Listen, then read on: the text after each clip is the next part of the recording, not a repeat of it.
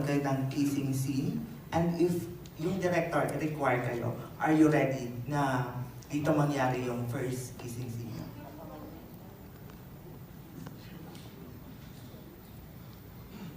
Ako po siguro, kasi bilang ko na yung sarili ko sa actors, bilang actor.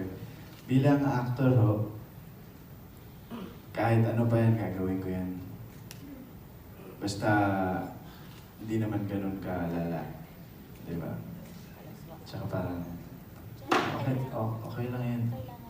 Kung kailangan Kung siya sa kailangan. eksena, para mapaganda yung show, why not? That's why it's called art. We're actors, actresses. Ayun. Game naman po kami. Game. Direct.